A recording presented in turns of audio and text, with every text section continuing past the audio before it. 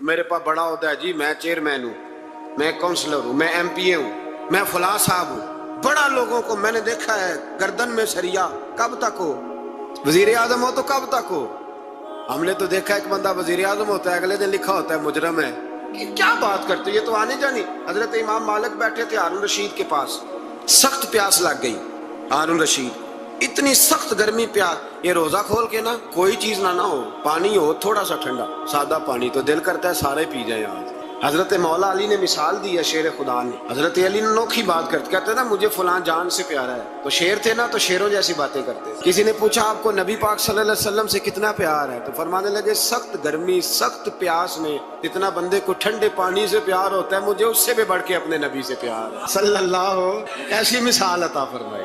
لوگ وہی کھڑے ہیں جان سے زیادہ پیارے. فرمایا نہیں، سخت گرمی میں سخت پیاس میں اتنا بندے کو ٹھنڈے پانی سے پیار ہوتا ہے مجھے اس سے زیادہ مصطفیٰ سے پیار ہے. یہ مولا علی کا فرمان ہے. ہارون رشید کو پیاس لگ گئی تو پانی کچھ دیر سے آیا تو تڑپنے لگا.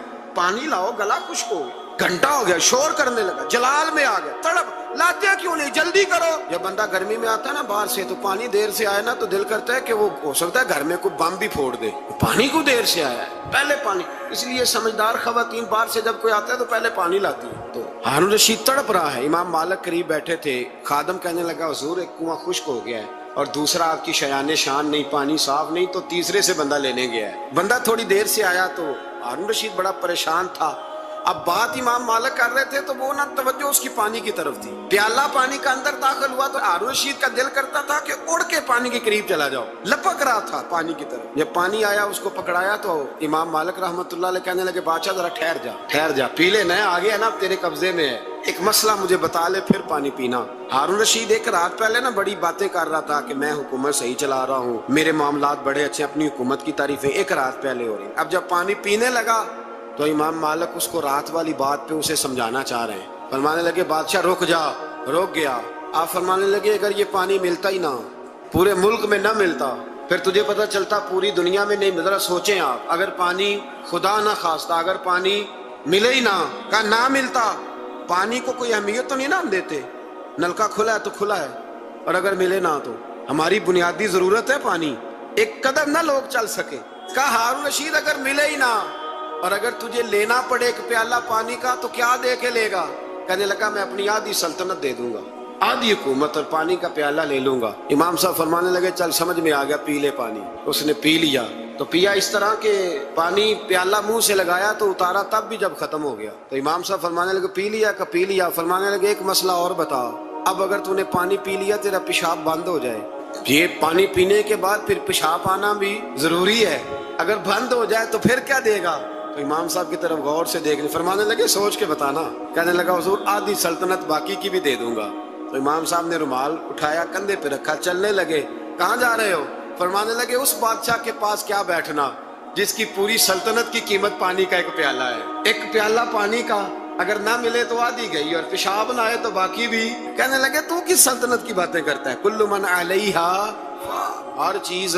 اب یقین کریں ہمارے پاس کو بندہ بیٹھ جائے نا تو ہم اسے ہلنے نہ دیں، ہم اسے کہیں تجھے پتہ ہی نہیں اصل بادشاہ میں ہی ہوں. میں تو کچھ ایسے لوگوں کی باتیں بھی سنتا ہوں، مجھے لگتا ہے امریکہ میں بھی حکومت یہی بنواتے ہیں. اتنی زبردست گفتگو کرتے ہیں، اتنا اعلیٰ تجزیہ نکالتے ہیں کہ مجھے لگتا ہے سارے ملکوں کے بادشاہ ان سے مشورہ کرتے ہیں. اس قدر زیادہ ہم نے اپنے آپ کو تن کے بڑا کر لیا ہے. کنٹرول میں رہے، کنٹرول میں. ہلاکو خان نے بڑے لوگ مروائے تھے. بغداد میں 20 لاکھ آدمی قتل کروایا اس نے. 20,000 نہیں میں نے کہا، ذمہ داری سے حوالہ دو. کتنے لوگ بولیے؟ 16 لاکھ آدمی اس نے تلوار سے مروایا. لوگوں نے نا زیر زمین تہ خانے کھودنے شروع کر دیے. 4 لاکھ آدمی تہ خانوں میں چھپ گیا اور چن چن کے مسلمان مارتا تھا. جب ہلاکو کو کسی نے بتایا نا 4 لاکھ بندے چھپ گئے، اس نے نہروں کے بند توڑوا دیے، دریاؤں کے بند توڑوا دیے، پانی زیر زمین چلا گیا. 4 لاکھ آدمی ڈوب کے مر گیا. 20 لاکھ آدمی مروایا. ایک دن ایک علاقے میں گھوم رہا تھا، لیمو کھانے کا بڑا شوقین تھا. بازار میں گیا تو ایک لیمو خریدا.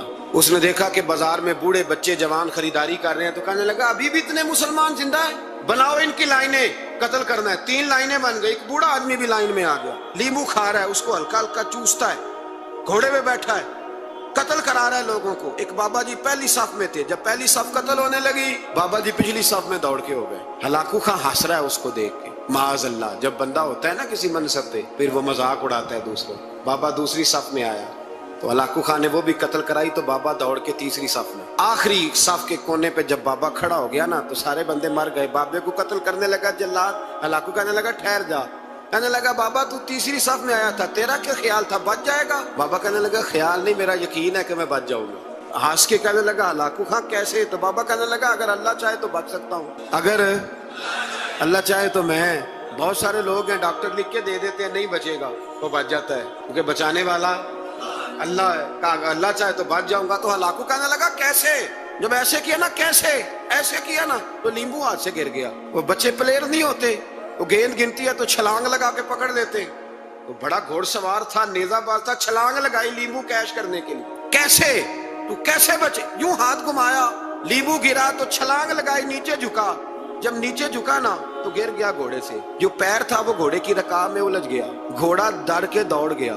جب گھوڑا دوڑا تو زمین پر زور زور سے سر لگنے لگا. سپاہیوں کہتا دوڑو اس کو پکڑو. سپاہی بھی دوڑے پر گھوڑا قابو نہ آیا. گھوڑا اس وقت رکا جب نہ اس کا چہرہ پہچانا جاتا تھا، نہ آنکھیں سلامت تھی، نہ ناک سلامت تھی. اس کی کھوپڑی ساری اس طرح چور چور ہو گئی جیسے کسی نے ہتھوڑے کے ساتھ پیسی ہو. ہلاکو کی لاش سے خون بہ رہا تھا. بابا ہنس رہا تھا. ایک سپاہی کہنے لگا بابا تو کیوں؟ کہنے لگے میں اپنے رب کی قدرتوں پہ مسکرا رہا ہوں. کل من علیہ فان ویبقی وجہ ربک ذو الجلال والاکرام. کا میں نے اسے سمجھایا تھا کہ بچانے والا بچا لیا کرتا ہے.